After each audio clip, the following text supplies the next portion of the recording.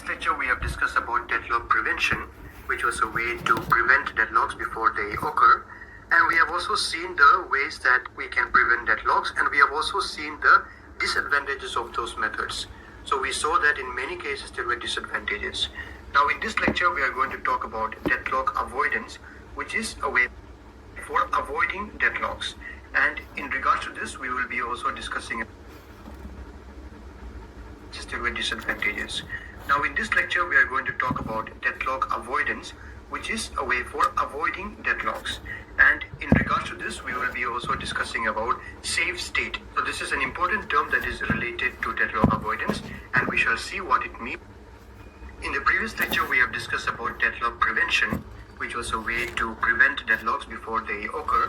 And we have also seen the ways that we can prevent deadlocks, and we have also seen the disadvantages of those methods.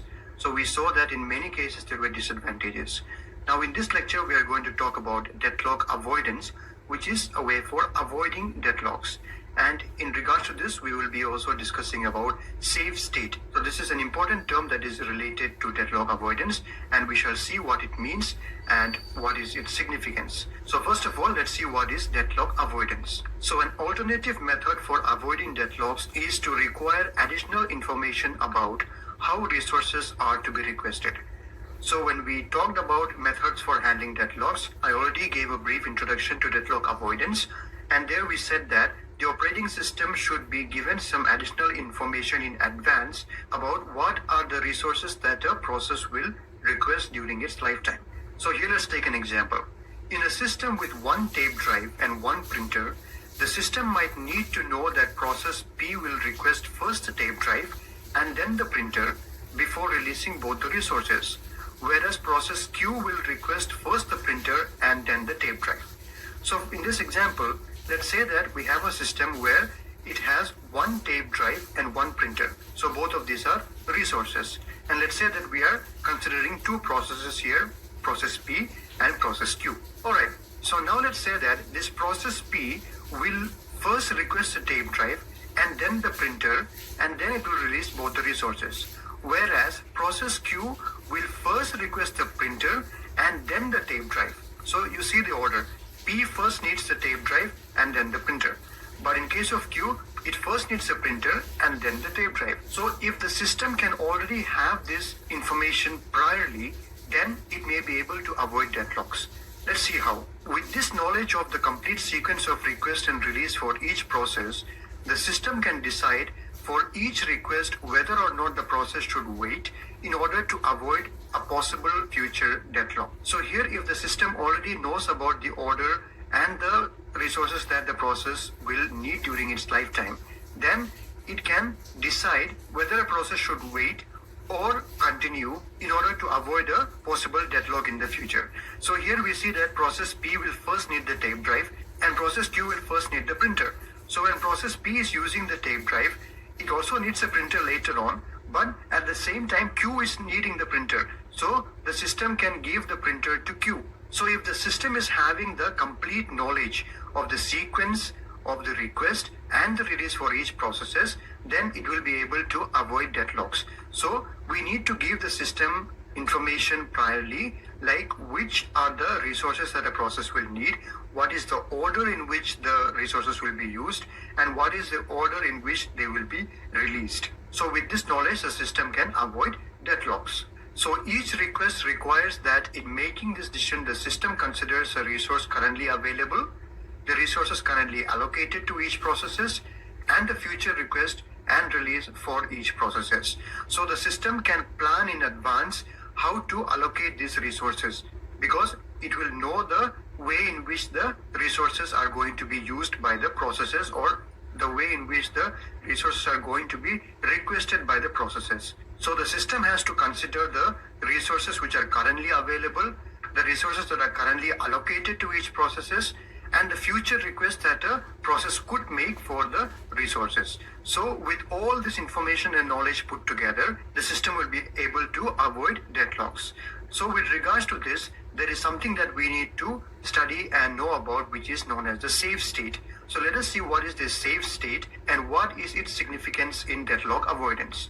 So here it says, a state is safe if the system can allocate the resources to each processes up to its maximum in some order and still avoid a deadlock.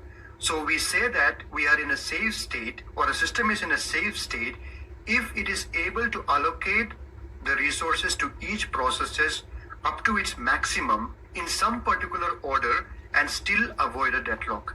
So if this condition is true, then we say that we are in a safe state. So we know that there are number of resources available in a system, finite number of resources. So if the system is able to allocate these resources to each of these processes in some particular order and still avoid a deadlock, then we say that we are in a safe state. And also, a system is in a safe state only if there exists a safe sequence. So what do we mean by a safe sequence? A sequence of processes P1, P2 till Pn is a safe sequence for the current allocation state if for each Pi, the resource request that Pi can still make can be satisfied by the currently available resources plus the resources held by all Pi. So we say that a system is in a safe state only if there is a safe sequence. So what is a safe sequence? So let's say that we are in a sequence like this. The processes are in a sequence like this, P1, P2 till Pn. So by this sequence, we mean that this is the sequence in which the processes will be making a request for resources. They will be requesting for resources in this particular sequence. So this particular sequence is called a safe sequence if for every Pi, that means for every process that we are talking about, if the request that Pi can make will be satisfied. So the resources that Pi will be requesting will be satisfied with the currently available resources plus the resources held by all Pi. That means with the currently available resources that we have in our system plus the resources that are being held by processes, with all this, the current request that Pi is making will still be satisfied. That means it will still get the resources that it is requesting for. So if there is a sequence in such a way that the request for each of these processes will be fulfilled without causing a deadlock, then we say that it is a safe sequence. And if there exists a safe sequence, we say that the system is in a safe state. So this is what we mean by safe state and safe sequence. So we'll be taking examples to understand that and it will become clearer. But before that, let's talk a little more about the safe state. So here let's say that this is the space that we are having, and in this one there is a safe state, there is an unsafe state, and there is a deadlock state. So a safe state is not a deadlock state. Conversely, a deadlock state is an unsafe state. Not all unsafe states are deadlocks, however. So here we see that this safe state is the state where there will be no deadlocks for sure. There will be no deadlocks here. This is a safe state. So that is what we mean by safe state. And here we have a unsafe state. So inside an unsafe state, there are deadlocks. Deadlocks can occur. So inside this unsafe state, this space is what we call the deadlock state. So all the deadlock states are unsafe, but all unsafe are not deadlocks. So what we mean by unsafe state is that this is a state, or this is the space where deadlocks could occur. There is a chance or possibility of deadlocks occurring, but we are not saying that there will be deadlocks for sure, but there is a possibility of deadlocks occurring. So deadlocks will always occur only in unsafe states, but not in all unsafe states. So that is why we say all deadlocks are unsafe states, but all unsafe states are not deadlock states. So I hope that is clear to you with this diagram. So an unsafe state may lead to a deadlock. As long as the state is safe, the operating system can avoid unsafe and deadlock states. In an unsafe state, the operating system cannot prevent processes from requesting resources such that a deadlock occurs. The behavior of the processes controls unsafe states. So if we are in a safe state, the system will not have a deadlock in the safe state. But in an unsafe state, there could be a sequence or a way the processes will request for resources such that it will lead to deadlocks. So that is what we mean by this paragraph over here. So the behavior of processes controls the unsafe states. So in the unsafe states, the way the processes behaves, the way they are going to request for resources could lead to deadlocks. But in safe states, there will be no deadlocks for sure. So keep this in mind. So now let's take some examples to understand this safe state and safe sequence. So here is an example. Consider a system with 12 magnetic tape drives and 3 processes P0, P1 and P2. So we are considering a system here with 12 magnetic tape drives. That means these are the 12 resources that we are having. And then there are 3 processes P0, P1 and P2. So if we see this table here, we see the processes P0, P1 and P2. And these are the maximum needs of each of the process. And these are the current needs of each of the processes. So P0 has a maximum need of 10 resources or 10 tape drives. And the current need is 5. Currently it needs 5, but it can ask for a maximum of up to 10 tape drives. So this is the maximum need. So when it gets all these 10, that means it is completely satisfied. And for process P1, the maximum need is 4. So maximum it can request up to 4 tape drives, and currently it needs 2. And for P2, the maximum need is 9 and the current need is 2. So at some point of time, this is the snapshot that we are having. These are the maximum needs and these are the current needs. Now let's see if there is a safe sequence for these processes in order to avoid deadlocks. So let's say at time t0, the system is in a safe state. So at time 0, the system is in a safe state because the sequence P1, P0, P2 satisfies the safety condition. So we are having a sequence here P1, P0 and P2 which satisfies the safety condition. So we are saying here that this is a safe sequence. So let's analyze and see why is this a safe sequence. So before that, let's see how many tapes are free right now and how many of them are occupied. So this is the maximum need and this is the current need. So the current need represents the number of tape drives that are being held by processes at that point of time. So here we see P0 is holding 5, P1 is holding 2 and P2 is holding 2. So we see 5 plus 2 plus 2, which is 9. So 9 tape drives are being held by processes at this particular point of time. And how many are free? We are having total of 12. So 12 minus this 9, that is 3 tape drives are free at the moment. So 3 tape drives are free, and let's see that if this sequence is going to satisfy the safety condition. So keep in mind that we are having 3 free drives. So here we see that P1 is first requesting for all of the tape drives that it needs. So what is the maximum needs of P1? It is 4, and P1 is currently having 2. So how many more does it need? It needs 2 more to satisfy its maximum needs. And how many free tape drives are we having? We just said it is 3. So it needs just 2 more to satisfy the maximum needs. So from this 3, we give 2 to P1. So P1 now gets all the 4 tape drives it needs, and it completes its execution, and it will release all the 4 tape drives that were assigned to it. So how many tape drives are we going to have now? We are going to have 5 tape drives free now. Why? Because we were initially having 3 free, and from there we gave 2 to P1, and here how many remaining? 1 is remaining. Now 1 is remaining, and when P1 finishes execution, it is going to release all the 4 from here. So 4 plus the 1 over here. What is it?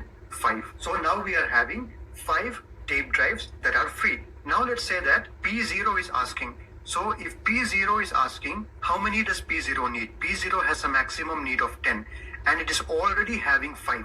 So how many more does it need? It needs 5 more. And how many are we having in hand? We just said we are having 5 in hand. So this 5 plus this 5 will satisfy the maximum need of 10 of P0. So P0 will be using it, and after P0 completes using it, it will release all the 10 drives. So now we'll be having 10 in hand.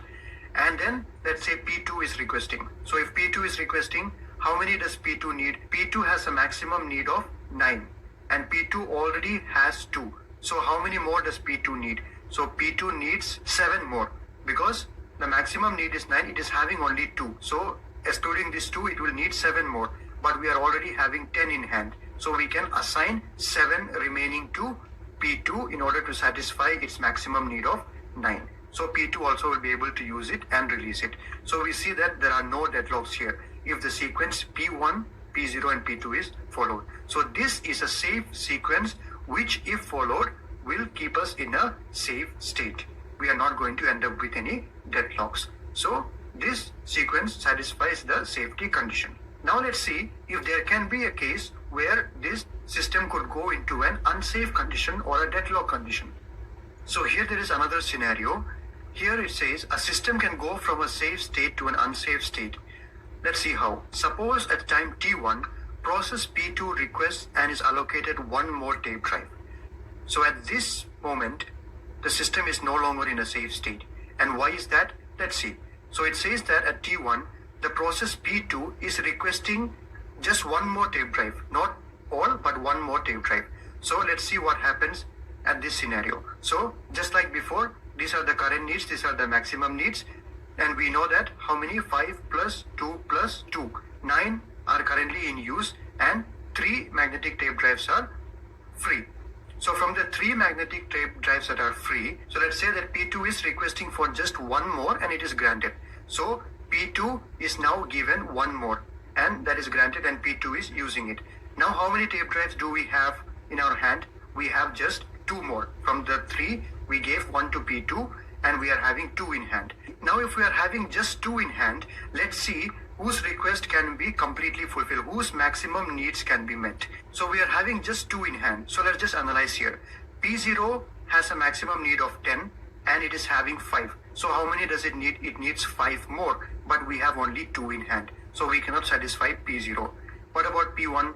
P1 is having 2 in hand and it needs 4. And how many do we have in hand? We are having 2. So 2 plus this 2, P1 can be satisfied. So keep in mind, P1 can be satisfied. What about P2? P2, we said that we just gave one more to P2.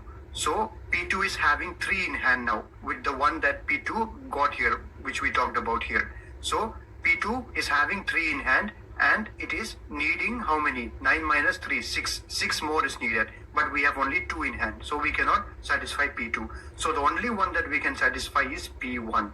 So let's say that we are going to satisfy P1's request. So we have 2 resources in hand and let's say we are going to grant the request for P1 and we are granting it. So P1 will get the 2 more resources and hence it will complete its execution and release all the 4. So now how many are we having in hand? We are having 4 in hand. So P1 finishes and we are having 4 in hand. Now with the 4 in hand, whom can we satisfy here? P0. P0 is having 5 in hand and needs 5 more, but we have only 4 in hand. So we can't satisfy P0. P0 will have to wait. And what about P2? We just calculated and said that P2 needs 6 more. But how many are we having in hand? We are having only 4 in hand. Even P2 cannot be satisfied and P2 also will need to wait. So we see that P0 is waiting, P2 is also waiting, and they are not going to be able to get their maximum needs because P0 is asking for 5 more, but we have only 4. P2 is asking for 6 more, but we have only 4. So both of them cannot be satisfied and they are going to enter a deadlock waiting for each other. So here we see that we have entered a deadlock state because we made a mistake of giving one more to P2 in the beginning when it asked. P2 request and is allocated one more tape drive. This is the mistake that we made. Because of this one specific small mistake that we made, we see that the system has entered an unsafe state and it is now also we see that it can enter a deadlock state. So this we see that if the proper sequence is not followed, we can enter a deadlock state. So this is how we go from a safe state to a unsafe state. So with this, I hope you understood the importance of a safe state, an unsafe state, and the safe sequence that has to be followed in order to be in a safe state. So this was an introduction to the deadlock avoidance. So there are some algorithms that we need to discuss about deadlock avoidance or to achieve deadlock avoidance, which we will be doing in the following lectures. So I hope this lecture about deadlock avoidance was clear to you. Thank you for watching and see you in the next one.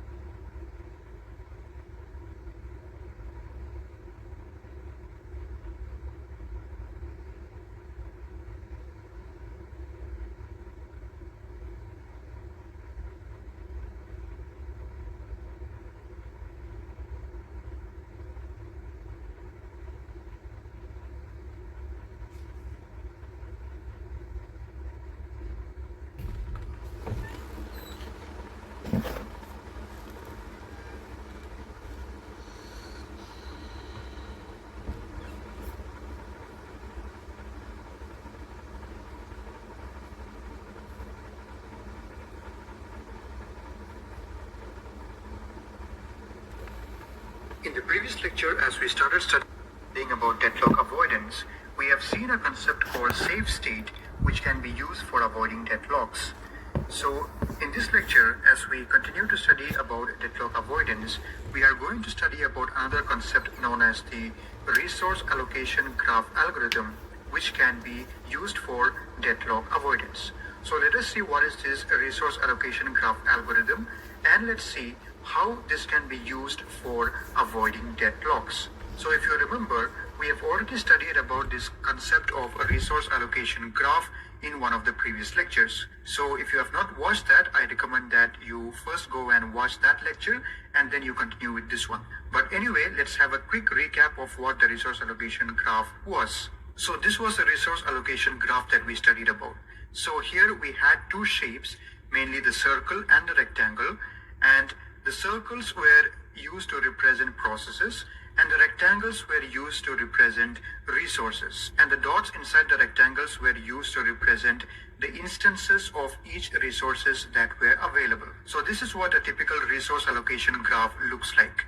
So if you remember here, these circles represent the processes. So P1, P2 and P3, they are processes, and the rectangles here, R1, R2 and R3, they represent the resources that we have, and the dots inside the rectangles represent the instances of each resources. And also we had these edges, these arrows pointing from the process to the resources and from the resources to the processes. So there are two kind of arrows or edges that we have, and they are the request edges and the assignment edges. So when an arrow points from the process to the resource, that means it is a request edge. That means the process is requesting for that resource.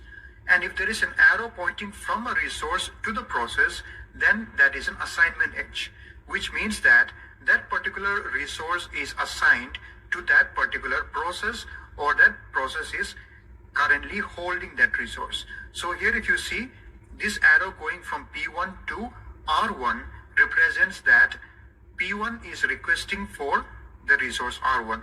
And you see this arrow coming from R1 to P2, which denotes that the resource R1 is currently held by P2. So those were the request edges and the assignment edges. So those were the main things that we studied in resource allocation graph. And we also said that if there is a cycle that is formed by these edges, then there could be a deadlock in that system. So we have already told what a cycle is. A cycle is something like when you start from a process, and if you follow the arrows, and if the arrows lead you back to the same process, that means there is a cycle. And if there is a cycle, that means there could be a deadlock. So in this particular example that we have taken here, we see that P1 is going to R1, and the arrow from R1 is coming to P2. So from P2 it is going to R3, and from R3 it is coming to P3. So we see that there is no cycle in this. So it represents that there may not be any deadlocks in this particular system. But if there is a cycle, then there could be a deadlock. So this is just a summary of the resource allocation graph that we have already studied. So you can watch that previous lecture about resource allocation graph if you want to know about it in more detail. Alright, now let's see how we can use this resource allocation graph algorithm for avoiding deadlocks. So in this resource allocation graph algorithm for avoiding deadlocks, in addition to the request and the assignment edges already described, we introduce a new type of edge called the claim edge. So in this we are going to have a new kind of edge which is known as the claim edge. So we have already discussed about the request edge and the assignment edge, which I have just summarized in the previous slide. And now, apart from that, or in addition to that, we are going to have a new type of edge here, and that is known as the claim edge. Now, what is this claim edge? A claim edge from process PI to resource RJ indicates that process PI may request a resource RJ at some time in the future. So, if there is a claim edge from a process PI to a resource RJ, that means if there is a claim edge pointing from process PI to resource RJ, it indicates that the process PI could request that resource RJ sometime in the future. It may not be needing it at that particular moment, but sometime in the future, that process may require that resource. So that is what we mean by a claim edge. Now this claim edge, it resembles a request edge in direction, but is represented in the graph by a dashed line.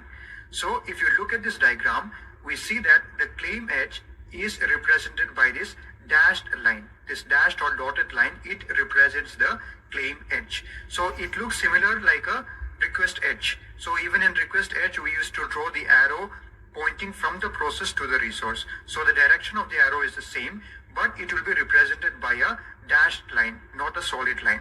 So whenever you see a dashed line, you should understand that that is a claim edge. So if you see in this diagram, what it means is that process P1 is claiming the resource R2, which means that process P1 at this particular instant of time does not need this resource R2, but sometime in the future of its execution, it could need the resource R2. So that is what we mean by this claim edge from P1 to R2. Similarly, we see that even process P2 is having a claim edge to R2. That means even process P2, though is not using the resource R2 right now, but in the future, it may require this resource R2 for its execution. Okay, so that is what we mean by this claim edges. And these two edges are the usual request and assignment edges that we have. So from here we see that there is an arrow from R1 to P1, which means that the resource R1 is currently being held by P1. That means it is assigned to P1. This is an assignment edge. And here we also see that process P2 is requesting for resource R1 as well. So that means at this particular instant of time, P2 is requesting for resource R1. So this is also a request edge. So this is a request edge, this is an assignment edge, and these two dotted lines, they represent the claim edges. Now, when process PI requests resource RJ, the claim edge PI to RJ is converted to a request edge. Similarly, when the resource RJ is released by PI, the assignment edge RJ to PI is reconverted to a claim edge PI to RJ. So what we mean by this is that, so here we see that P1 is claiming R2. That means it is saying that I may need R2 in the future. Now a time may come when it is going to actually need R2. So at that time what will happen? This claim edge has to be converted to a request edge. That means it will change from a dotted line to a solid line from P1 to R2.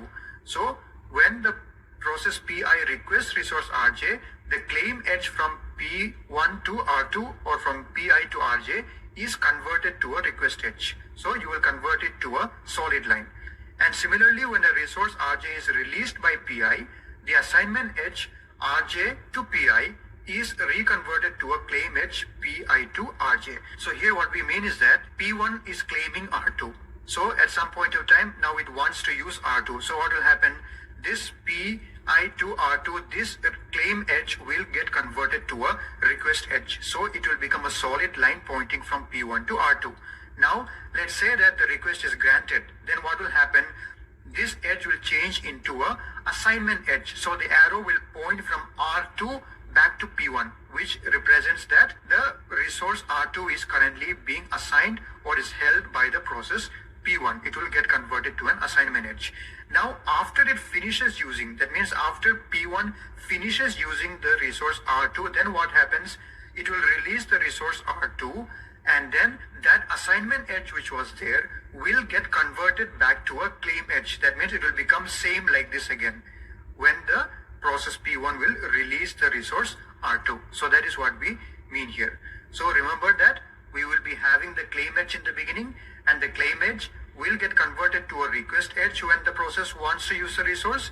And if the resource is granted to the process, that will change to an assignment edge. And once the process finishes using the resource, that assignment edge will change back to a claim edge. So that is what we mean here. Alright, so now we understood this concept of claim edges and how it works. But how can this be used for avoiding deadlocks?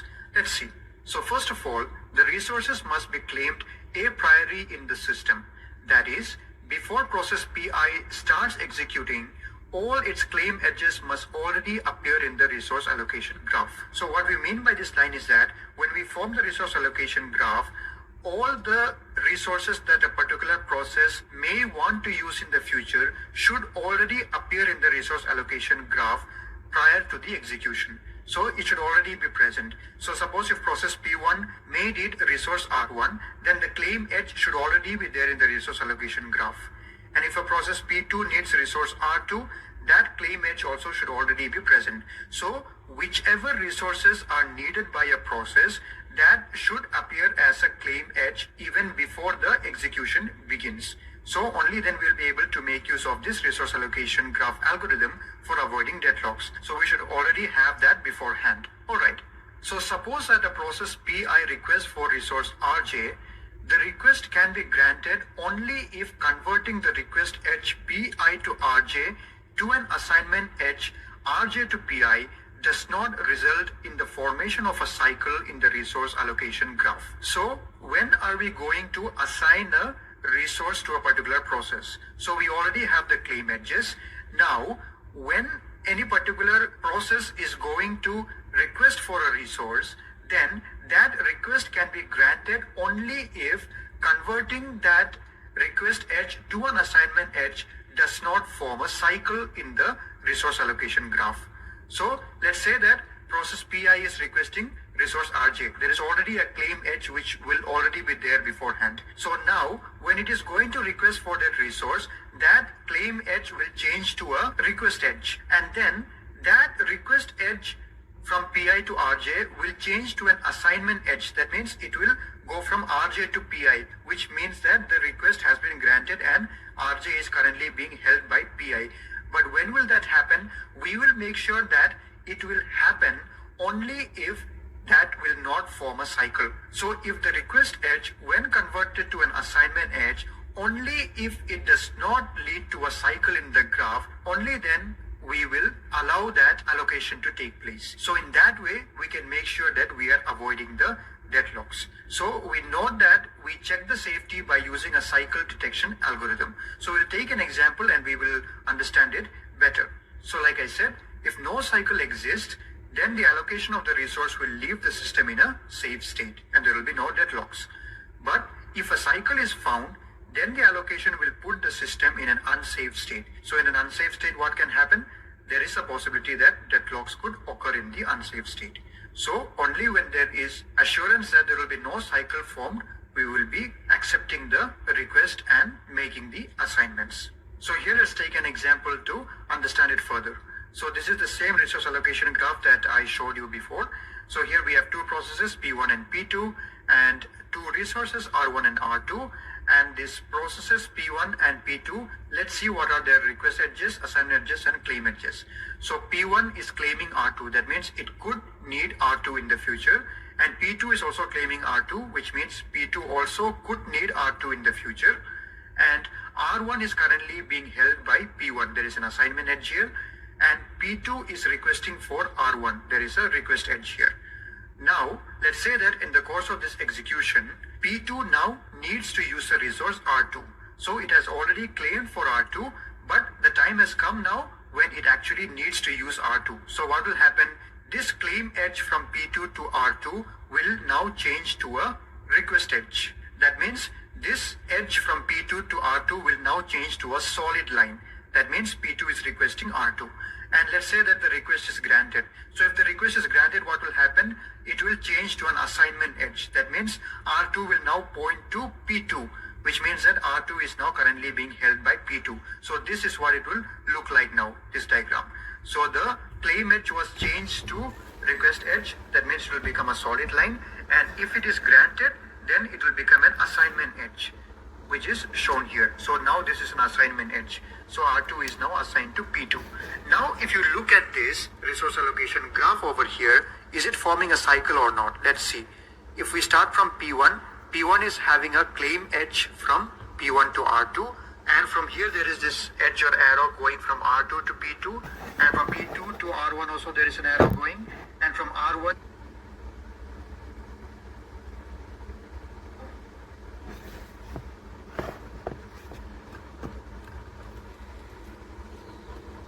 from P2 to R2 will now change to a request edge. That means this edge from P2 to R2 will now change to a solid line. That means P2 is requesting R2. And let's say that the request is granted. So if the request is granted, what will happen? It will change to an assignment edge. That means R2 will now point to P2, which means that R2 is now currently being held by P2. So this is what it will look like now, this diagram. So the claim edge was changed to request edge. That means it will become a solid line. And if it is granted, then it will become an assignment edge, which is shown here. So now this is an assignment edge. So R2 is now assigned to P2. Now, if you look at this resource allocation graph over here, is it forming a cycle or not? Let's see. If we start from P1, P1 is having a claim edge from P1 to R2. And from here, there is this edge or arrow going from R2 to P2. And from P2 to R1 also there is an arrow going. And from R1 to P1 also there is an arrow going. So we come back to P1 and we see that there is a cycle that is formed here. So we started from P1 and we reached back to P1 again. There is clearly a cycle which is forming. So if there is a cycle, that means it is an unsafe state now. There could be a deadlock that will occur here. So at some point of time, if P1 also requests for R2, then what will happen? This claim edge will change to a request edge, and then this will become a solid line. And if it becomes a solid line, there is clearly a cycle and there will be a deadlock. So we see that this is an unsafe state. So by using the resource allocation graph algorithm, we should not allow the assignment of R2 to P2 at the first place. Then we can make sure that the deadlock will be avoided, because we already know with the help of these claim edges that they could claim. And if we are allowing one of these claim edges to become a request edge and hence an assignment edge, we also know that there is a claim edge coming from P1. And if that becomes a request edge, there surely will be a deadlock. So we can avoid deadlock beforehand by not allowing that assignment. So if we already know what are the claims from each of these processes, then we can see that which of the requests should be granted and which should not be granted, and when should a process actually wait even if the request is made. Then we can avoid the deadlocks. So by knowing the claims of all these processes and by carefully allocating the resources to avoid the cycle at any point of time, we can avoid a deadlock from occurring. So this is how we can avoid deadlocks by using the resource allocation graph. So to summarize, we can say that claim edges are the edges that represent what are the resources that a process may need in the future, and they should appear in the resource allocation graph even prior to the execution or prior to the request made by each of the processes. So by seeing that whenever there is a request made, we can analyze it and we can make sure that if we do this, will there be a cycle in the future? So by making such clear and careful assignments, we can avoid the deadlocks. So this is how we can avoid deadlocks using the resource allocation graph algorithm. But also keep in mind one more thing, that this resource allocation graph algorithm can be used only for those resources where there is only one instance of the particular resource. So when we studied about resource allocation graph, we have seen that inside these squares, that means inside these resources, there were times when there were multiple dots, which represents that there are multiple instances of a particular resource. But when we took these examples, we see that there are no dots. So no dots means there is only one instance of each of these resources. So we can use this resource allocation graph algorithm to avoid deadlocks only in such cases where there is only one instance of each of these resources. If there are multiple instances, then this resource allocation graph algorithm cannot be used. For that, we will be studying about another algorithm which can also be used in case of multiple instances of resources being there. So if there are multiple instances of resources, if we want to avoid deadlocks, there is another algorithm which we will be discussing in the next lecture. So for now, I hope you are clear about the resource allocation graph algorithm and how it can be used for avoiding deadlocks when there is only one instance of each of the resources that we have. So I hope this was clear to you. Thank you for watching and see you in the next one.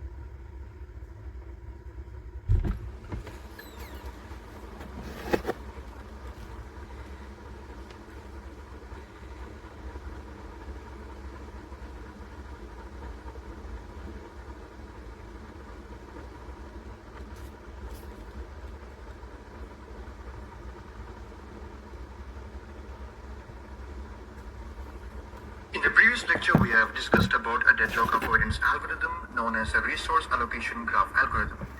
But we saw that there was a disadvantage with that algorithm, which is that algorithm could be used only in those systems where the resources had only one instance type. That means when there are multiple instances of each of the resources, that algorithm could not be used. So here in this lecture, we introduce another algorithm known as the banker's algorithm, which is also a deadlock avoidance algorithm.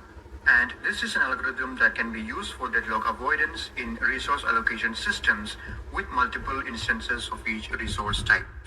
So this banker's algorithm can be used even in those systems where there are multiple instances of each resource type. So that is what we are going to discuss in this lecture. So you may be thinking, why this name banker's algorithm? So it is given the name banker's algorithm because the algorithm could be used in a banking system to ensure that the bank never allocated its available cash in such a way that it could no longer satisfy the needs of all its customers. So we know that when we go to a bank, we put our money in the bank and the bank allocates the money that it has for different kind of things. It may be investing in different things and it may be allocating that money for different purposes. But the bank must make sure that it should never allocate its money or cash in such a way that when the customers need to withdraw their money, the bank is unable to meet the request.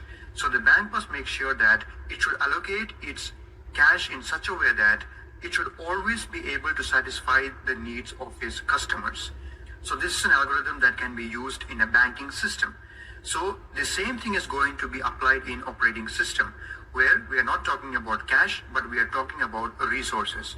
So the resources should not be allocated in such a way that the needs of the processes cannot be met. So we should always allocate the resources in such a way that the needs of the processes can be satisfied and will never lead to a deadlock. So that is why we give the name banker's algorithm. So now we will see how this banker's algorithm works, what are the prerequisites we need to know for applying banker's algorithm, and we will study how it is applied. So first of all, we will study what are the data structures used to implement banker's algorithm. So there are various data structures that we are going to use, and we will see what they are and how they can be defined. So here we will assume that let n be the number of processes in the system and m be the number of resource types. So the first data structure that we are going to define is something called available. So what is this available? It is a one-dimensional array of size m indicating the number of available resources of each type. So this available is a 1D array of size m. And what is m? M is the number of resource types that we have. So the size of the array will be equal to the size of the resource types, and it will indicate the number of available resources of each type. So, for example, available of j equal to k means there are k instances of resource type rj. So, suppose rj is a type of resource that we have. And if I say that available of j equal to k, that means that there are k instances of resource type rj. So, suppose we say rj equal to 3. That means there are 3 instances of resource type rj. The next data structure that we have is called max. So what is this max? It is a 2-dimensional array of size n by m that specifies the maximum demand of each process in a system. So this is a 2-dimensional array of size n by m. So remember that n is the number of processes and m is the number of resource types. And what does it specify? It specifies the maximum demand of each of the process in the system, which means what is the maximum demand of resources that each process can make in our system. So, for example, max of ij equal to k means process pi may request at post k instances of resource type rj.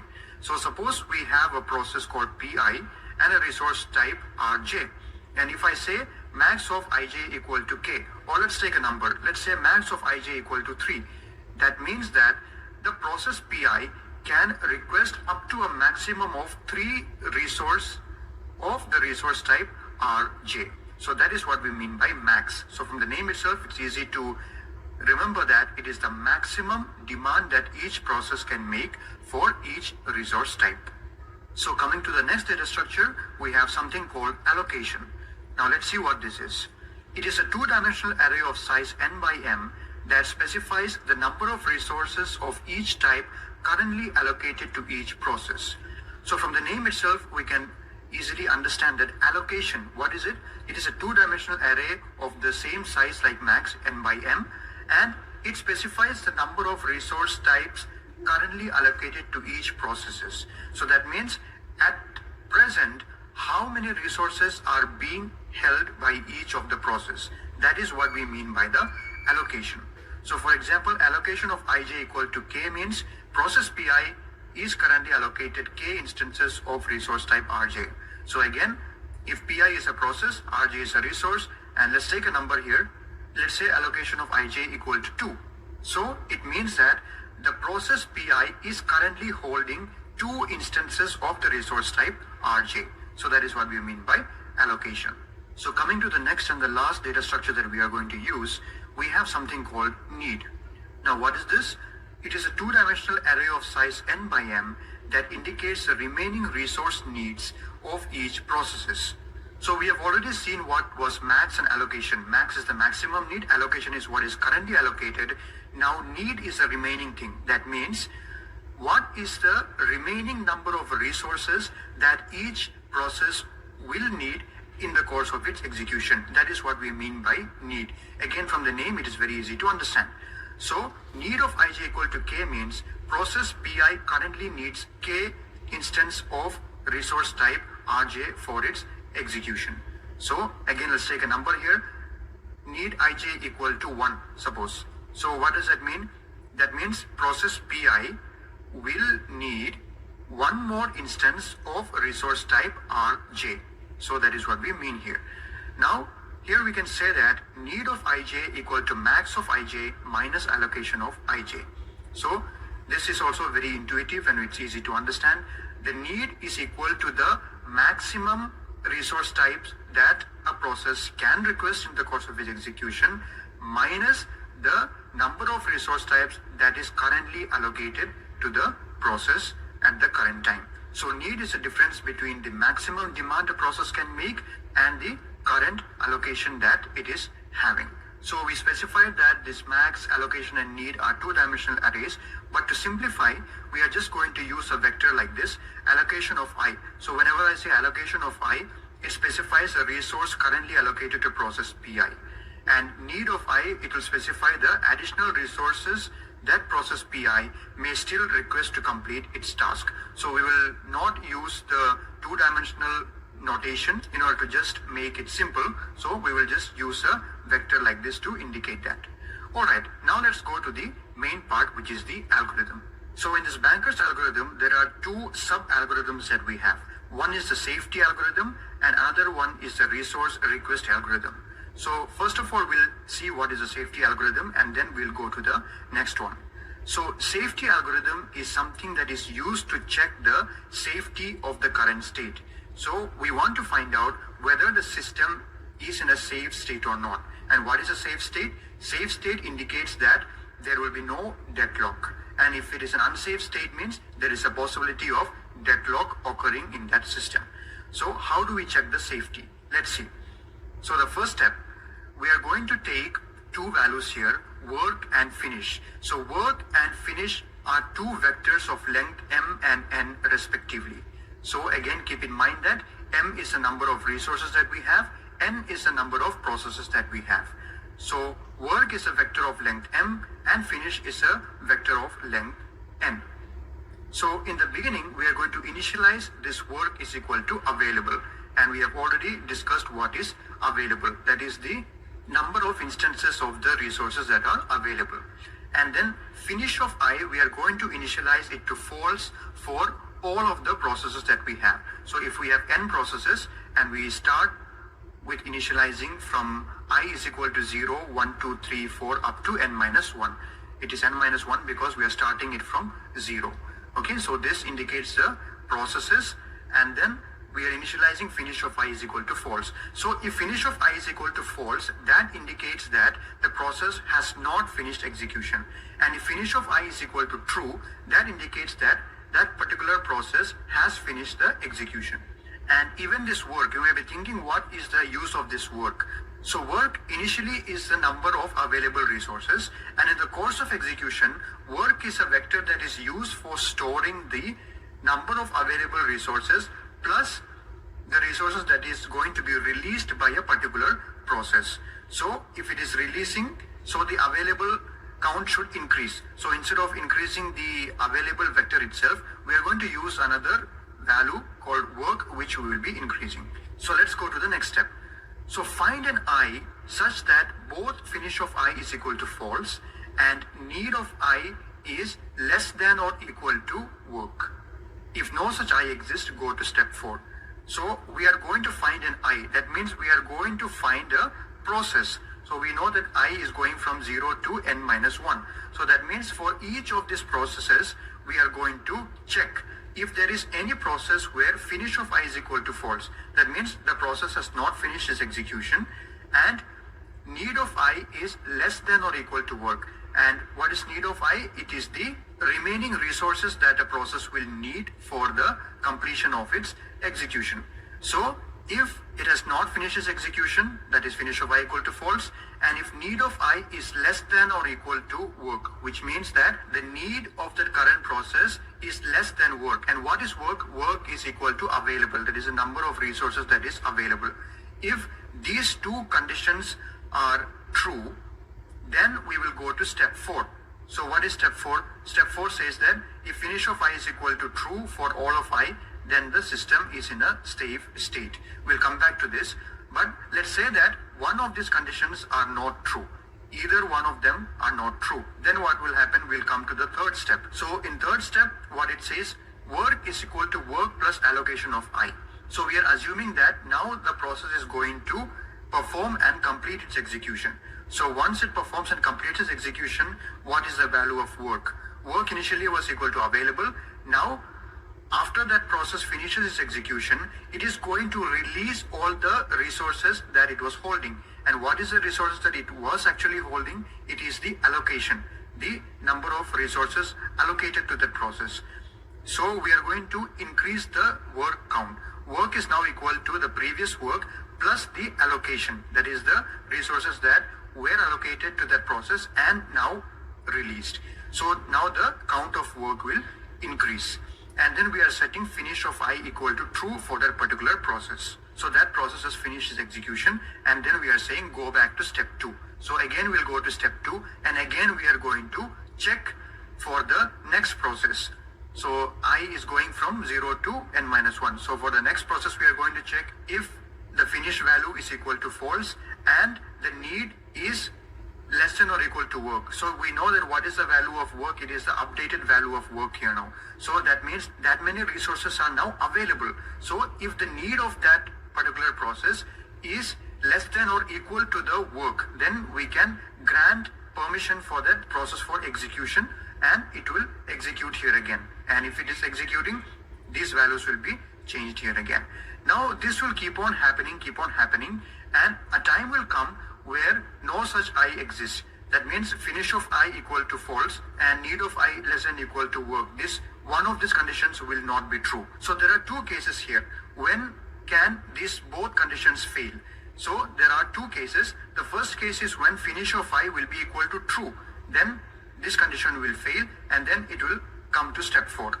And there is another condition where the need is not less than or equal to work. If the need is greater than the work, that means the need of the process is greater than what is available. So in that case also, we cannot allow the process to execute because we do not have that many resources available. So these are the two cases where both of these conditions can fail. So whenever it fails, it will go to step 4. And if it goes to step 4, it is going to check if finish of I is equal to true for all of I. And if finish of I is true for all of I, we can say the system is in safe state. But if we go to step 4, because of this condition failing, need of I is less than or equal to work. So if need of I is greater than or equal to work, it will come to step 4, but finish of I is not actually true. It was actually false, but because of this condition failing, if we come here, then that means that that particular process will need to wait. It will need to wait till the resources are available, and then it can try to continue its execution. So there will be a time when the finish of I will be equal to true for all the processes. At that time, we can say that the system is in a safe state. So that is what we mean by this safety algorithm. That is how we check. We are going to check for all the processes and by applying these conditions, and when a time comes when finish of I is true for everything, then we can say the system is in safe state. If not, the system is in an unsafe state where there is a possibility of deadlock. So that is how the safety algorithm works. Now, as I said, there is another algorithm known as the request resource algorithm. So let's see what is that. So this request resource algorithm is an algorithm that is used when a process is going to request for a resource.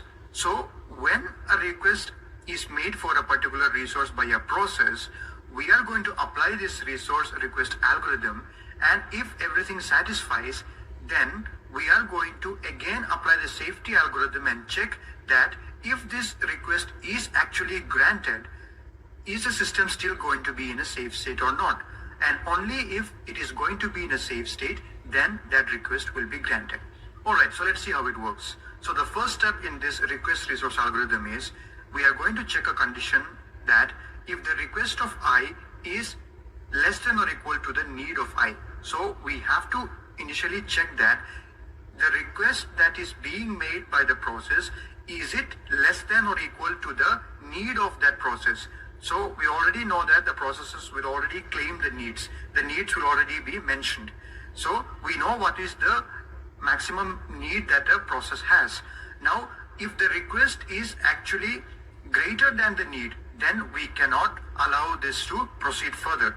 So if the request is actually greater than the need, then we will need to raise an error saying that the process has exceeded its maximum claim. It cannot proceed. But if the request is actually less than or equal to the need of that particular process, then we can go to step 2. What is step 2? In step 2, we are going to check another condition again. If the request of I is less than or equal to the available resources. So we know that available is a number of resources that are currently available which can be used.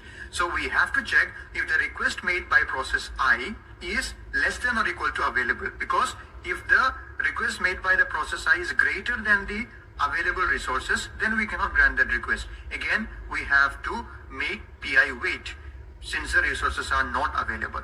But let's say that the request made by I is actually less than or equal to the available. Then what will we do? We'll come to step 3. What does step 3 say? Have the system pretend to have allocated the requested resources to process PI by modifying the state as follows. So what we are going to do, if both these conditions 1 and 2 are satisfied, we are going to make the system pretend that it has allocated the request made by process PI. So keep in mind that we are not actually allocating, but we are making the system to pretend that it has allocated. So if it has allocated, what will happen? We will modify the state like this. Available is now equal to available minus request of I. So available was the number of resources that were available. Now if the request is granted, then what will happen? From the available, we have to subtract the request that was made so that we know what is the new available. So if some other processes tries to request, it knows that the available count is now less because some request has been granted to some process. And then the next step is allocation of I is equal to allocation of I plus request of I. So allocation is the number of resources that were allocated to process PI. Now, if the request is granted, it is going to be allocated some more. How much more? How much ever it requested. So the new allocation will be the previous allocation plus the request that it made. So this is going to be the new allocation. So these many resources will be held by process PI. Now the next thing we have to update is need. So need of I is now equal to the previous need of I minus a request of I. So we know that there was a need that was specified by process PI. Now from that need, some request is already granted. So we need to subtract now. The need has to now reduce because some of the request has already been granted. So from the previous need, we subtract the request that was made by process PI. So that is the updated value. So after we update these three values, which is the available, the allocation of I and the need of I, we will have a new state now.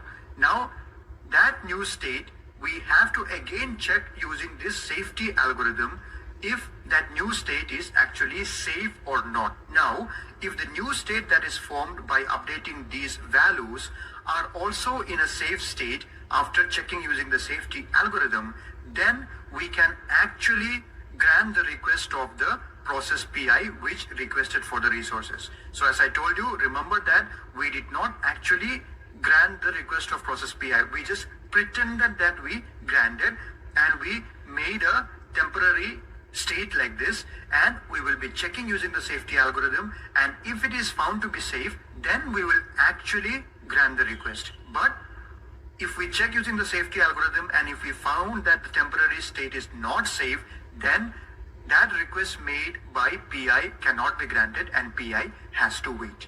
So this is how the resource request algorithm and the safety algorithm work together in order to determine that our system will be in a safe state or not. So initially in the banker's algorithm, the safety algorithm would be applied to find out if the current state is safe or not. And then later, when some request is made by any process, the resource request algorithm will be executed, and if everything is satisfied, we will pretend that that request is granted, and then again using safety algorithm we will check if that state is safe or not, and if it is actually safe, then we will actually grant the request of the process that made the request. So this is how the safety algorithm and resource request algorithm works, and they together form the concept of the banker's algorithm. Alright, so I hope this was clear to you. So in the next lectures, we will be taking two examples, one to understand the safety algorithm and another to understand the resource request algorithm in a better way by taking some illustrative examples. So I hope this algorithm was clear to you. Thank you for watching and see you in the next one.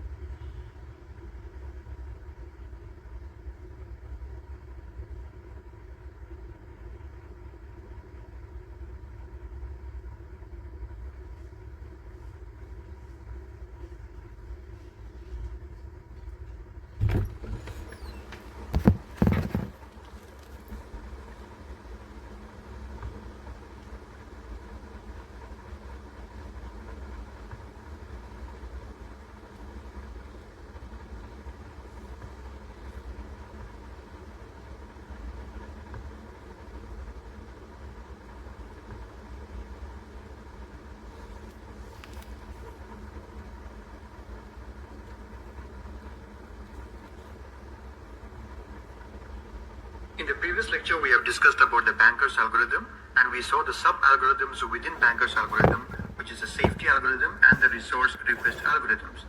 So in this lecture, we are going to take an example of the safety algorithm in banker's algorithm. So we'll take an illustrative example and understand how this works. So consider a system with 5 processes, P0 to P4, and 3 resources of type A, B, and C. So resource type A has 10 instances, B has 5 instances, and C has 7 instances. Suppose at time T0, the following snapshot of the system has been taken. So this is a table that shows a snapshot of the system at some point of time T0. So here we have the processes P0 to P4, and then we have the columns that specify the allocation, the max, and the available, and these are things we have already discussed in the previous lecture. So allocation is the currently allocated resources to each of the processes. So for P0, there are 0 instances of resource type A allocated, and for P0, there is 1 instance of resource type B allocated, and for process P0, there is again 0 instances of resource type C allocated. So similarly for the processes P1 to P4, these are the allocations. And max specifies the maximum number of resources that the process can use during the course of its execution. So for P0, 7 instances of resource type A can be used at max, and 5 instances of B, and 3 instances of resource type C. So this is the maximum it can use. Similarly, for the other processes, it's given here. And available specifies the remaining number of instances of each resource types that are available. So for example, to find out for resource A, we have a maximum of 10 instances, and how many are in use by each of these processes. So P0 is using 0, P1 2, P2 3, P3 2. So if we add this up, 2 plus 3 plus 2, which is equal to 7. Now, out of the 10, 7 are already allocated. So how many are remaining? 10 minus 7, 3. So 3 instances of resource type A are available. Similarly, we can calculate for B and C. So these are the values for them. And now, the need of the processes are mentioned here. So process P0, how do we calculate the need? So for example, for process P0, it can ask for a maximum of 7 instances of resource type A. And how many is it currently allocated? It is currently allocated nothing, 0. So 7, which is the maximum, minus the allocation, which is 0. 7 minus 0 is 7. So it can need 7 instances more of resource type A. And for resource type B, for process P0, it can request for a maximum of 5, and it is already allocated 1. So from the maximum, if we subtract the allocation, 5 minus 1, we get 4, which is the need of process P0, which it can ask in the future. And similarly for process P0, for resource type C, it can ask for a maximum of 3, and it is allocated 0. So 3 minus 0, 3. So similarly, we can calculate for all the other processes, P1, P2, P3, and P4, and these are the values that we get. So this is the snapshot of the system at some point of time T0. So now we need to apply the safety algorithm in banker's algorithm to find out if this current state of the system is safe or not. So let's apply the safety algorithm and find it out. So if you have not watched the previous lecture where we discussed the safety algorithm, I recommend that you watch first and then you come here. Otherwise, you will not be able to understand how the process flow is happening. Alright, so let's apply the safety algorithm and find out. So if you remember, the first step of safety algorithm is we need to know what is the value of M and N. So M is the number of resources and N is the number of processes. So M is equal to 3 because we have 3 resources, and N is equal to 5 because we have 5 processes. And then initially, we initialize the value of the vector work is equal to available. So work is now is equal to available. So work will be available. What is available? There are 3 instances of A, 3 instances of B, and 2 instances of C resource types that are available. So work is equal to 3, 3, 2. So when I write like this, remember that this is A, this is B, this is C. And then now coming to the processes, we said that in the safety algorithm, we will be initializing all the finish values to false. So finish indicates if a process has finished its execution or not. So for process P0, finish is false. For 1, finish is false. And similarly for all the other processes, finish is equal to false. So this is the first step. Now let's go to step 2. So coming to step 2, we know that in step 2, we need to check for all of the processes from P0 to P4. So there is a iteration going to happen for I is equal to 0 up to I is equal to 4. So we are going to check for all the processes. So here we are checking for process P0. So I is equal to 0 because it is process P0. So we need to check what is the need of process P0. So what is the need? The need of process P0 is 743. That means 7A, 4B and 3C. These are the number of instances of each of this resource type that is needed by process P0. So we need to check 2 conditions now. First condition is finish of 0 equal to false, and if the need of 0 is less than or equal to work. So finish of 0 is false. We know that. We already saw here finish of 0 is false. So that is fine. Now need of 0, it is 743, and what is the work? Work we have is 332. So work was initialized to available. So it is 332. Now is this need greater than work or less than work? Let's see. So here we have 7, here we have 3. This is greater. Here we have 4, here we have 3. This side is greater. Here we have 3, here we have 2. Again, this side is greater. So we see that the need is actually greater than the work. So if the need is greater than work, then P0 must wait. It cannot proceed further. So we can proceed further only when finish of 0 is equal to false and the need is less than or equal to the work. But here it is greater than work. The 2 conditions that we need are not satisfied. Only one is satisfied. So P0 must wait and it cannot proceed. Alright. So since step 2 failed for P0, now we will try to implement step 2 for process P1. Alright, now implementing step 2 for process P1. Here we said I is equal to 1 because it is for P1 now. It is the next iteration. So what is the need of 1 that we have? So need of 1, if we check back our need table, need of 1 is 1, 2, 2. So need is 1, 2, 2, and we need to check if finish of 1 is equal to false. So finish of 1 is actually false. That is fine. Now is the need of 1 less than or equal to work? So need is 1, 2, 2. What is work? The value of work that we have is 3, 3, 2. So if you check here, 1 is less than 3, 2 is also less than 3 here, and this 2 and this 2, they are equal. So we see that the need of I is actually less than or equal to the work. It is true. So both the conditions become true. Finish of 1 is equal to false and need of 1 is less than or equal to work. So both these conditions are true.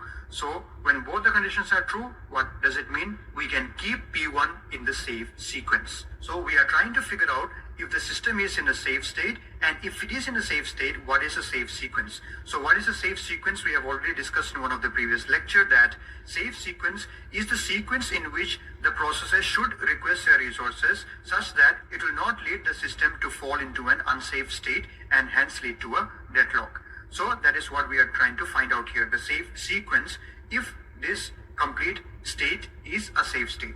Okay, so we find that P1 can be kept in a safe sequence. So step 2 is successful for P1. So we can go to step 3 for P1. So what is step 3? So in step 3, there are some updations that we have to make.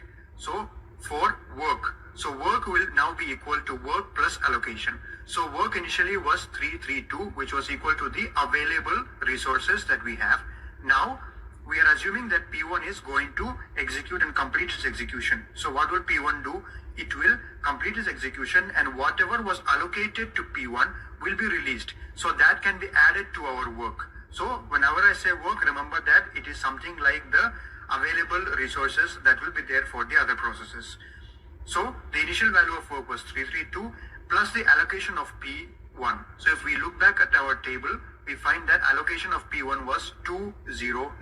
So work plus allocation 200. So now we get the new value of work, which is 532. That is, this 3 plus 2 is 5, this 3 plus 0 is 3, and 2 plus 0 is 2. So that's how we get the new value of work now. And we can set the value of finish is equal to true because process P1 has finished its execution. So finish of 1 is now equal to true. Okay, so P1 has completed step 1 and step 2. Now we need to go for the next process, P2. So again, we have to try the step 2 for P2. Now coming to step 2 for process P2, here I is equal to 2 now because we are dealing with process P2, and then the need of 2 is equal to 600. So if you check the need table, we saw that the need of process P2 is 600. So that is what is written there. So 600 is what we have. And now we need to check if finish of 2 is equal to false. Is it false? Yeah. So this was the latest table that we had. Here, finish of 2 is false. Okay, that is fine. Now what is need of 2? 600. And what is work now? The latest value of work that we have is 532. So is the need of 2 less than or equal to work? No. We see that the need of 2 is actually greater than work because here we have 6 and this 6 is greater than the 5 over here. So even if one of them is greater, then the whole thing will become false. So here we see that the need of 2 is greater than the work that we have. So P2 also cannot proceed to the next step, but it has to wait. So P2 must wait. Now let's go to the next one, which is P3. Now coming to step 2 for P3, I is equal to 3 now because we are dealing with P3, and need of 3 is equal to 0, 1, 1. So if you check the need table, the need of process P3 is 0, 1, 1. So that is what is mentioned there. And then let's check if the need is less than or equal to the work. So if you see the work, the latest value of work is 532. So need is actually less than 532. So need is 011, which is less than 532. So we see that need of 3 is less than work. So that condition is satisfied. And finish of 3 is equal to false. So we see that finish of 3, it is false here. This is the latest table. So both the conditions are satisfied. Finish of 3 is false and the need is less than the work. And hence we can proceed to step 3 for process P3. So this is the step 3 for process P3. We need to again update the value of work. So work is now equal to work plus allocation. So what was the previous value of work? 532. So plus allocation. So if you check the allocation table, we see that process P3 was allocated 211. So we will be adding 211 to the work. So if we add 532 plus 211, here we get 743. So this is a new value of work. And now we say that process P3 has completed its execution, and hence the value of finish of 3 can also be set to true. So this is set to true now. Alright, so P3 is complete. Now let's go to the last process, which is P4. So coming to the step 2 for process P4, I is equal to 4 and need of 4 is equal to 431. If you check the need table, it is 431. And then, so we check the same conditions again. Is finish of 4 equal to false? Yes, from the previous table we have that finish of 4 is actually equal to false. And is the need of 4 less than or equal to work? So if you check the need of 4, it is 431, which we just saw from the need table. And what is the value of work that we have? The latest value of work that we have is 743. So we see that the need of 4, which is 431, is actually less than the work 743. So since it is less, the condition is satisfied. Both conditions are satisfied. So P4 can be kept in the safe sequence, and hence we can proceed to step 3 for process P4. So coming to step 3, we need to update the value of work and allocation. So the value of work was 743 and the allocation for P4, if you look at the allocation table, is 002. So plus allocation, which is 002. So if we add this, we get 745. So this is the new value of work, and so P4 also completes its execution, and hence we can set finish of 4 is equal to true. So we see that we reached the last process P4, but if you look at the table, there are still 2 processes which has not finished its execution, processes P0 and P2. The value of finish for P0 and P2 are still false. So we need to again try to execute P0 and P2. So let's start with P0 again. So now coming back to process P0, I is equal to 0 because we are dealing with P0. So the need of 0 is 743. We already saw in the need table that the need of process P0 was 743, which could not be satisfied previously. So now let's see. So finish of 0 equal to false. Is this correct? Yes, finish of 0 equal to false. And now let's see if the need of 0 is less than or equal to work. So the need of 0 is 743 and the current value of work that we have is 745. So if you check, 743 is actually less than 745.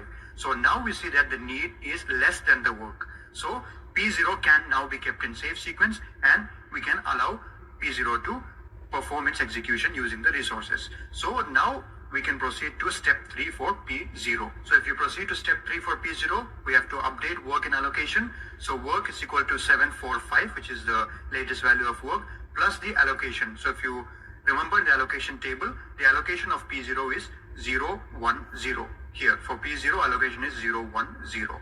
So that is the allocation 0, 1, 0. So if we add them, we get 755. So that is a new value of work, and then we can say that P0 completed its execution. So finish of 0 is also equal to true now.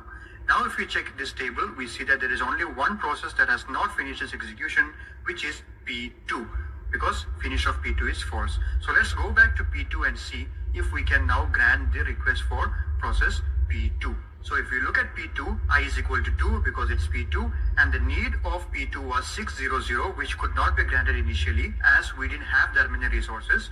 But now let's see, the need of 2 is 600, and then the work that we have now is 755. So we see now the need is actually less than the work. We have a more value of work here, and finish of 0 equal to false, we saw it. So both these conditions are now satisfied, and so P2 can now be kept in the safe sequence, and we can proceed to step 3 for P2. So if you proceed to step 3, we see that for P2, work is equal to work plus allocation. Work is 755, and if you check the allocation table, you can see that the allocation of P2 was 302. Allocation of P2 is 302. So work plus allocation, and if you add them, we will get 10, 5, and 7. And then we can say that P2 also completed its execution, and then even finish of 2 is now set to true. So if you check now, the finish of I is true for all the processes now. So processes P0 to P4, all the finishes are equal to true. So that means all the processes have finished their execution, and we saw that in Banker's algorithm, in the safety algorithm, if there is a condition where finish of I is equal to true for all the processes, then we can say that the system is in a safe state. Now, the system is in a safe state, and what is the safe sequence? So the safe sequence, if we check, we started from P0, but P0 was not allowed to execute. So the first process that was allowed to execute was P1. So P1 is the first process. Then P2 also was told to wait. So after P1, the next one that actually finished execution was P3. So P3 could be kept in safe sequence. So P1, then P3, then P4 also was allowed to execute. So P1, P3, P4. And then after P4, the next one was P0. And then after P0, the next one was P2. So now we see that finish of I is equal to true for all, and the system is in safe state, and the safe sequence is P1, P3, P4, P0, P2. So this is the sequence in which the executions were done for the processes. So this is how we check using the safety algorithm if the system is safe, and if it is safe, what is the safe sequence. So we have found the safe sequence, and also we found that the system is safe using the safety algorithm. So that is an example of the safety algorithm in Banker's algorithm. So now the next thing that we need to discuss is if there is a request made by any of the process again, if there is a different request made, then can that request be satisfied or not? So for that, we'll be taking an example in the next lecture to explain that. So I hope this was clear to you. Thank you for watching, and see you in the next one.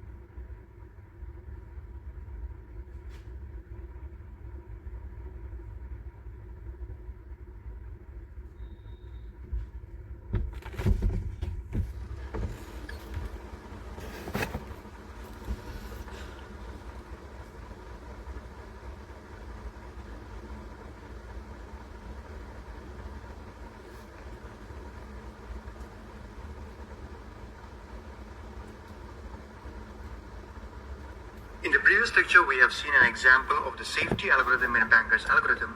And in this lecture, we will be seeing an example of a resource request algorithm in Banker's algorithm. So this is the second example among the sub-algorithms that we have in Banker's algorithm. So we already saw how to see if a system is in a safe state using safety algorithm. So now we'll see if in that system a process requests for some resources again. If there is a new request made, then can that request be granted or not? So for that, we are going to take an example of the resource request algorithm and see how it works. So here we are saying, suppose that now the process P1 requests one additional instance of resource type A and two instances of resource type C. So request of 1 is equal to 102. Can this request be immediately granted? So this is like a continuation of the previous example that we took. So there we have the snapshot of the state of the system at a particular time t0. So we are saying that now if the process P1 is making some additional request for some instances of the resource types A and C. So that means it is requesting one instance of resource type A and two instances of resource type C and nothing from resource type B. So 102 is the request made by process P1. So can this request be immediately granted or not? So let's find that out using the resource request algorithm. So here is our table again. So this is the same table that we used in the previous example, which specifies the processes, their allocation, the max, the available, and the needs of each of the processes. So now we are saying that process P1 is requesting for 102 of resource types A, B, and C respectively. So can this request be granted? So in the resource request algorithm, we have already mentioned the steps we have to check. So there were 3 steps, step 1, 2, and 3. So let's check what is step number 1. So in step number 1, the check condition was we have to check if the request made by the process is actually less than or equal to the need or not. So if the request made by the process is greater than the need, then it cannot be satisfied. But here we see that the request is 102. And what is the need? The need of process P1 is 122. So the request is actually less than the need here. We can see it clearly. So step 1 condition is satisfied. So we can go to step 2. So what is step 2? In step 2, we have to check one more condition, that is, if the request made by the resource is less than or equal to the available resources or not. So what is the request? 102. What is the available number of resources that we have? So we see that available is 332. So 102 is actually less than or equal to 332. So this condition is also satisfied. So step 2 is also done. So now we can go to step 3. So coming to step 3, since step 1 and step 2 were satisfied, we need to make some updations on the available, allocation, and need vectors. So available is now equal to available minus request of I. So we know what was the number of resources available before, which was 332. So from there we have to subtract the request made by process P1. So what is the request made? The request is 102. So we need to subtract that, and that will be the new available. And allocation is equal to allocation of 1 plus request of 1. So the allocation of P1, which we already saw, to that we have to add the request made by P1. So the new allocation will be the previous allocation plus the request. So because we are going to assume that we are granting the request. And then the need of 1 should be now need of 1 minus request of 1. So from the current need that it had, if the request is granted, we have to subtract the request that it made, because the request is going to be granted. So the new need will be the previous need minus whatever is requested. So this will be the new state that we have. So allocation will be 302. That is the previous allocation plus the request. So the previous allocation was 200. So to that 200, if we add the request that was made, so the request is 102. Remember that. So to that 200, if we add 102, we get 302. So that is a new allocation. And the need, so the previous need was 122 for P1. So from the need, we have to subtract the request. So from this 122, if we subtract the request, which was 102, we get 020. So that is a new need for process P1. And the available also has to be updated. So the previous available was 332. So from that, if we subtract the request that we got from P1, which is 102, then we will get 230. So this is the new available that we have. So if you see, process P1 was the one who made the request. So these values are updated only for process P1 and then the available for all the resources. So the rest of the values remain same like before. So now we must determine whether this new system is safe. To do so, we execute our safety algorithm again and try to find if this system is safe, and if it is safe, what is the safe sequence. So since step 1 and step 2 were satisfied, we actually pretend that the request is granted. Okay, keep in mind that the request is not actually granted, but we are pretending that the request is granted. And if we pretend that the request is granted, this is the new state that we have. Now we have to find out if this new state is safe or not using the safety algorithm. And if it is safe, what is the safe sequence? So we are going to apply the safety algorithm just like we did in the previous example again. So now let's apply the safety algorithm. I will take you through this quickly because we have already discussed how safety algorithm works in the previous lecture. So step 1, we are going to set M and N. M is number of resources, N is number of processes, and work is equal to available. So the work was 230 because available is 230, and all the processes finish values are set to false. Then coming to step 2, we are going to start the iterations from process P0 up to all the other processes. So P0, so I is equal to 0. So the need, if you check the need table, it is 743, which is actually greater than the work that we have. Work is 230. So though finish of 0 is equal to false, but need of 0 is actually greater than the work. So P0 has to wait. So let's go to the next process. So the next process is P1. So for P1, the need is 020, which we can find in the need table. And then here finish of 1 is actually false, but we have to check if need is less than or equal to work. So need of 1, which is 022, is actually less than the work, which is 230. So this is the latest value of work, and need of 1 is actually less than the work. So since it is less, P1 can be kept in safe sequence, and we can go to the next step, which is step 3 for P1.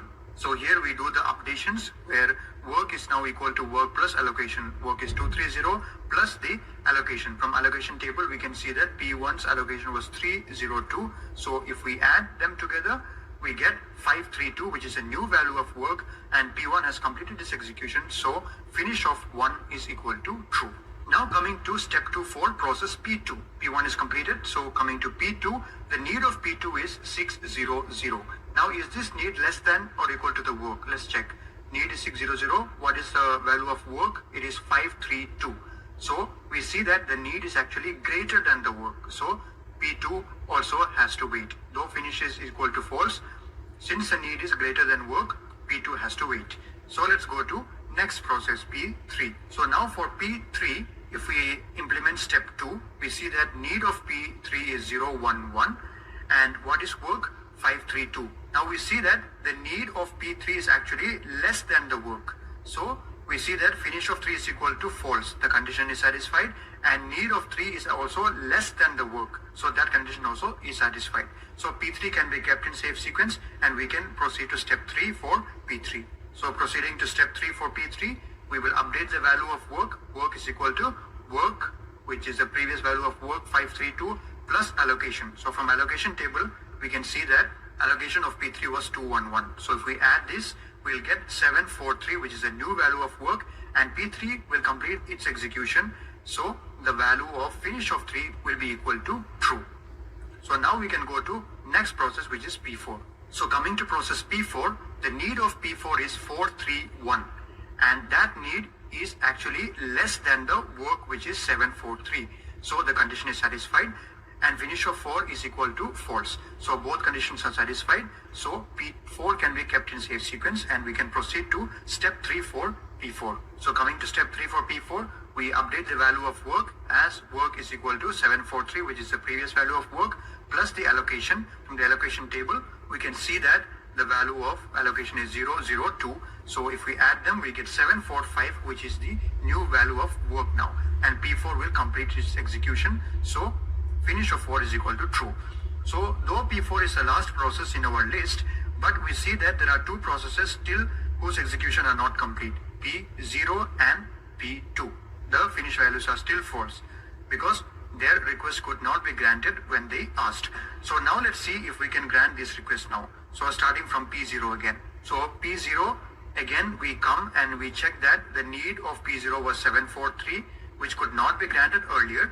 But now we see that the new value of work is 745, which if we check, we can see that the need of 743 is now less than the value of work we have. So now the condition is satisfied. Need is less than work for process P0, and also finish of 0 is equal to false. So P0 can now be kept in safe sequence and it can proceed to step 3. So if you go to step 3 for P0, we will update the value of work by adding the allocation. So work is 745 and allocation from the table we can see was 010. So if we add them, we get the value of work is equal to 755. So P0 also now completes its execution and finish of 0 is set to true. Now coming to the last process, which is P2, because P2 is the only one here which has not finished its execution, as finish of 2 is equal to false. So now we see need of P2 was 600, which we could not grant earlier, but now we see that the updated value of work is 755. So now work is actually greater than the need now. So since the need of 2 is now less than the work and also finish of 0 is equal to false, now P2's request can be granted and P2 can be kept in safe sequence. So we proceed to step 3 for P2 and we update the value of work as work plus allocation. So work is 755, so 755 plus, if you check the previous allocation table, we can see the allocation of P3 was 302, and so if we add them we get 1057, and P2 also finishes its execution. So we set the value of finish of 2 is equal to true. So now if we check this table, we see that finish is equal to true for all the processes P0 up to P4. So now we can say that the system is in a safe state because all the values of finish is equal to true. So we see that finish of I is equal to true for all of I, so the system is in a safe state. And what is the safe sequence? If you remember, the sequence we followed was P1, P3, P4, then P0, P2. So this is the safe sequence that we followed again. So by applying the resource request algorithm and by checking the state of the system using the safety algorithm, we find that granting the request of P1 still keeps the system in a safe state and hence it will not lead to a deadlock. So here the main thing that we discussed and saw was that P1 actually requested for some new resources and we pretended that the resources were actually granted to P1 using the resource request algorithm. And after pretending it, we checked again using the safety algorithm to find if the system is in a safe state. And then just now we found that the system is actually in a safe state. So now we can say that we can actually now grant the request of P1 because we pretended and we tried and we saw that the system is still in a safe state and there is a safe sequence. So we can say that the request of P1 can be granted because it will still keep the system in a safe state and it is not going to an unsafe state, and so it will not lead to a deadlock. So this is how we can use the resource request algorithm and again apply the safety algorithm and find out whether the request of each processes can be granted or not. So this is how the request resource algorithm works. And then here in our case we found that there is a safe state because we finally arrived at this final result of finish is equal to true for everything. But if we are not able to arrive at a final state where the finish of I is equal to true for all of them, then we can say that there is no safe sequence at the moment and the system will not be in a safe state by granting the request. So in that case, the process that is requesting will have to wait because if we grant it, there will be a deadlock. So only if we arrive at this kind of a situation where everything is true, then only we can grant the request and then we can keep the system in a safe state and avoid deadlock. So now we see that even though we have multiple instances of resources, using the banker's algorithm and its sub-algorithms of safety algorithm and resource request algorithm, we can always make sure that our system is in a safe state and we can make sure that we will grant requests only when the system is in a safe state, and this is how we can avoid deadlocks using the banker's algorithm. So I hope this example was clear to you. Thank you for watching and see you in the next one.